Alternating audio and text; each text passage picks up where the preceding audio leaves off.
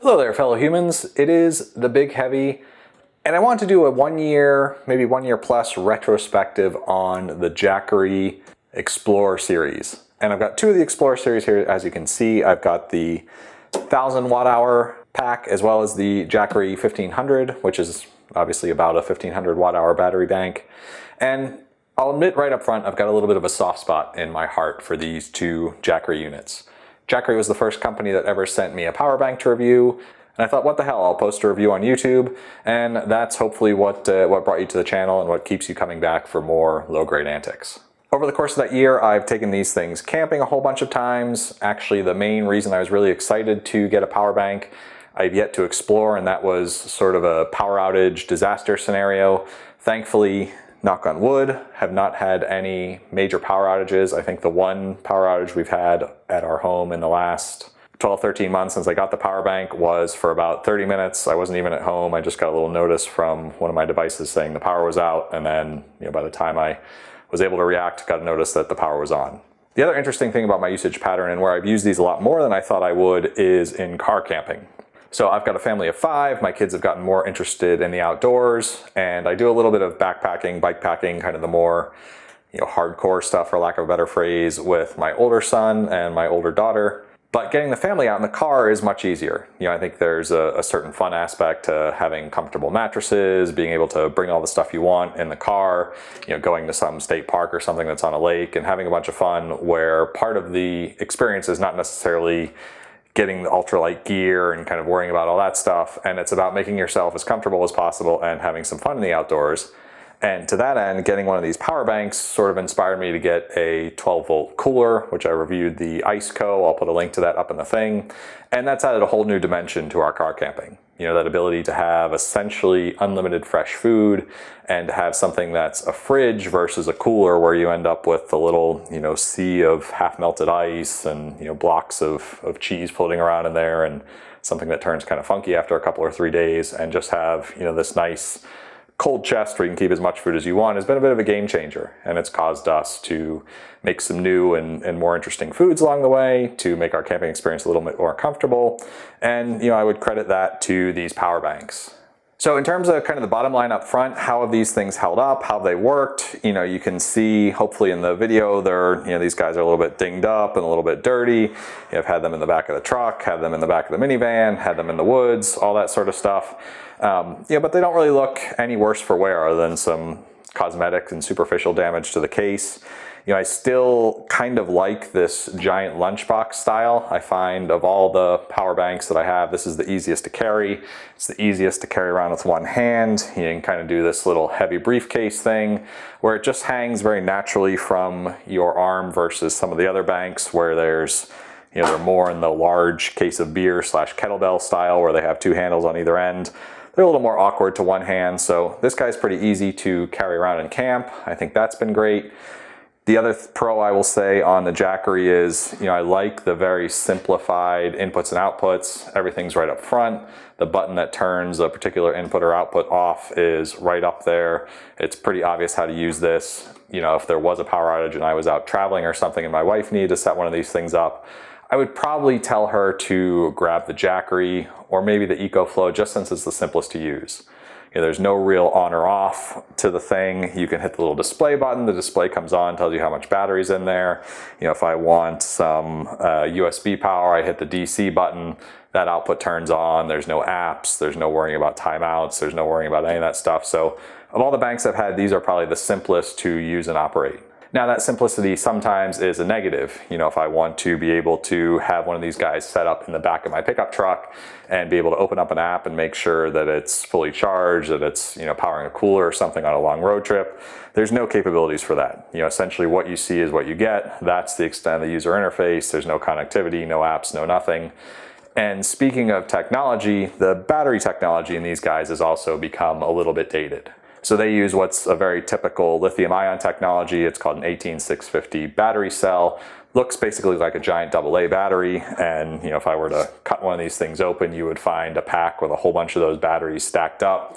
It's a reliable technology. It's what Tesla's used in their battery packs. It's what most of the electric vehicles used. So reliable, been around for a while. All that stuff is wonderful. The big negative to that technology is after about 500 battery charges, you lose about 20% of the power bank's life. So let's say I could run my typical appliances or whatever for 100 hours with this thing the day I take it out of the box. Well, after 500 charge cycles, I'm going to be able to run that same load for about 80 hours. So I've lost 20% of my capacity. Another 500 charges and I'm going to lose another 20% of that capacity. So that's like 64 hours now I'll be able to power my stuff, and on and on. That may seem like a big deal compared to the newer banks, which use what's called lithium iron phosphate technology.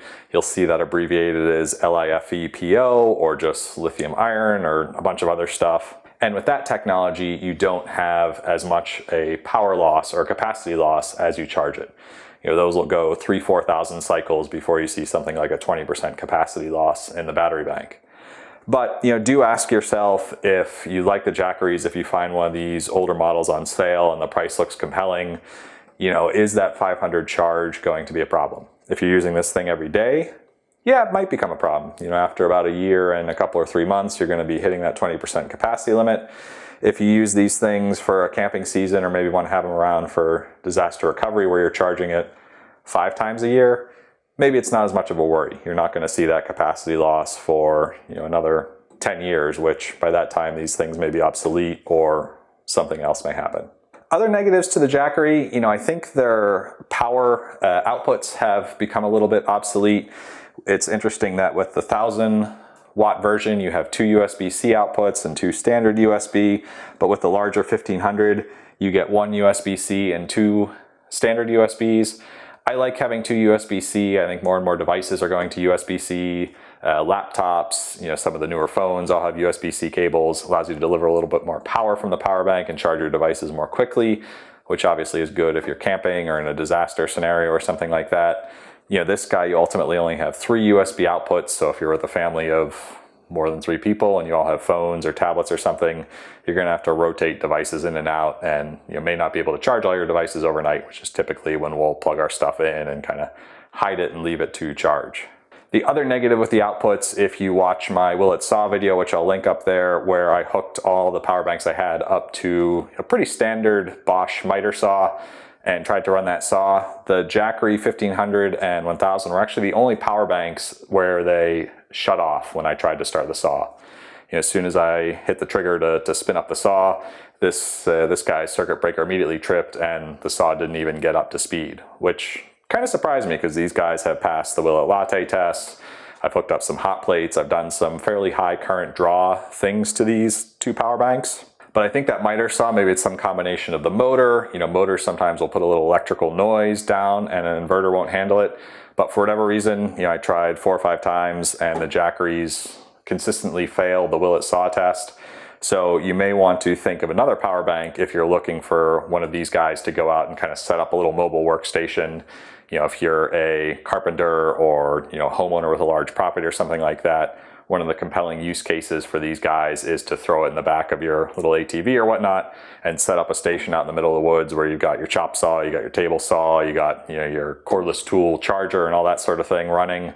The Jackery might not work for that scenario if you're going to have a high draw device like a table saw or a chop saw.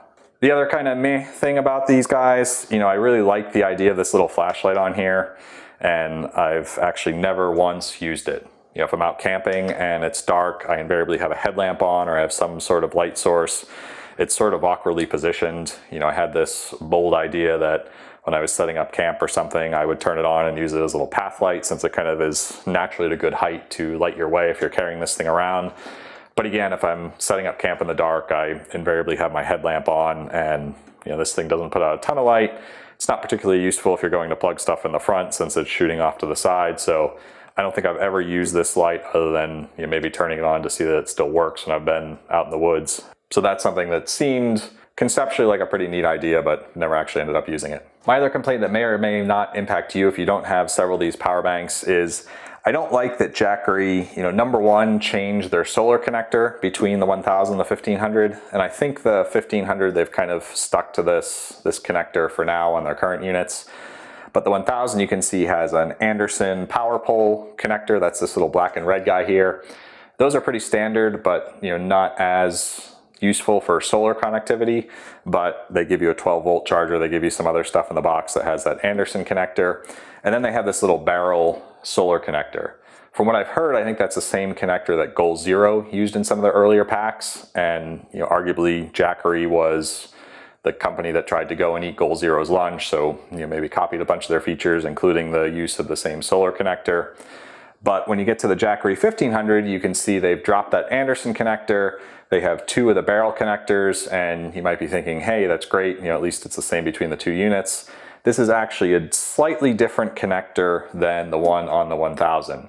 So if you did have a Jackery 1000 or 500 or one of the older units and bought a bunch of stuff that used this little funky barrel connector, all of those things will fit in this plug. It's a solid fit. It feels like, hey, this should work, but nothing will happen. Actually, when I got the 1500, I had the Jackery 1000's wall charger plugged in and plugged it into this guy thinking they were compatible, and was worried my 1500 arrived dead out of the box, but then read up on the internet that the connectors were actually slightly different. And Jackery does have a little adapter that will let you use the older style accessories in these newer style plugs. So that lets you use the Jackery 1000's power adapter. The 1500 obviously comes with its own power adapter with that newer style plug. But it's just sort of a weird connector, and it went from being something that Jackery and Goal Zero apparently use to something that just Jackery uses. And it's a bit of a pain when you want to connect something that's not from Jackery to this unit. So if you've got a solar panel that's not a Jackery branded panel, you're going to have to get some sort of adapter to go from this little barrel plug to something like a standard MC4 solar connector. In terms of customer support, I've heard a few negatives about Jackery. I've actually never dealt with their support. I've never had any problems, never had anything that didn't work. I think the one support inquiry I made was regarding these barrel plugs. I think I said, hey, I can't get my old Jackery 1000 power adapter to work in the 1500. And they wrote back and said, yes, it's a slightly new plug. You need to use that adapter that was in your little bag of accessories. So they responded quickly. Everything seemed great. But again, I haven't had a major problem where I've needed to get these things serviced or send them back or get some sort of replacement part or anything complex. So I can't really comment on customer service. So at the end of the day, we're in late 2022. Would I buy either a Jackery 1000 or a Jackery 1500? Knowing number one, that Jackery has put out some new units, and knowing number two, that there's a lot more competition in this space. You've got companies like Blue Eddy, you've got companies like EcoFlow, and then you've got a half dozen, kind of random knockoffs that'll even go so far as to use some of the same orange color scheme that Jackery uses and produce something that looks very similar to a Jackery. So in terms of a general recommendation, number one, I would avoid those weird off-brand knockoffs. If you go on Amazon, you see a great deal on some power bank with a completely goofy made-up name. I would stay away from it, and the reason being that these do have battery cells. There's a lot of energy in there. If they're not wired up properly or they've used bad cells, they can start a fire. Bad things can happen. Lithium is actually a fairly dangerous technology, and if you spend 6 seconds Googling, lithium-ion battery fires, you'll see all sorts of terrible things. So it's worth buying a name brand unit just to avoid some of that risk. So that's my first general recommendation. Recommendation number two, would I grab a Jackery 1000 or 1500? You'd have to have a pretty good deal on it. And I would look at something, if I was in the market for a 1000 watt battery pack, I would strongly consider something like the EcoFlow Delta 2. If they were priced exactly the same, the Delta 2 would kind of be my hands down pick. If this guy was, more than 30% cheaper, I might lean towards something like the Jackery 1000. Alternatively, if I had some higher power requirements, so maybe if I'm doing more overlanding, maybe if I'm going on 5-6 day camping trips and I want to be able to run my refrigerator, charge some phones, do some other stuff, and a 1000 watt power bank isn't going to cut it, and I could get a 1500 for the same price as something like that EcoFlow Delta 2, having 50% more battery capacity might be worth it in that case. But at the end of the day, I'm pretty happy with these Jackery units. They've stood up to all sorts of camping trips. They've stood up to cold, hot, wind. Obviously haven't left these out in the rain. I'll cover them with a tarp or something, but have had them out in the wet, covered up, and they've been fine. Banged them around, transport them through cars and everything, and they keep on ticking. So if you've got a Jackery and you're happy with it and you're looking at some of the newer stuff, I wouldn't run out and buy something just to get the new battery technology unless you're using this thing on a daily basis and charging it on a daily basis. If you are in the market now and there's something like an EcoFlow or one of the newer Bluettis that's the same price as these older Jackeries, I would consider looking at something more like that with that modern battery technology and maybe some additional outputs. But so far, I've been happy with the Jackery. Ever wonder why every talking head on YouTube asks you to hit the like and subscribe button at the end of their video? You were right, because we're living in a computer simulation. And our benevolent robotic overlords get just a little bit of energy every time you hit that like. So do me, the rest of civilization, and our benevolent robotic overlords a favor. Mash that subscribe, be kind to each other, keep living your simulated dreams.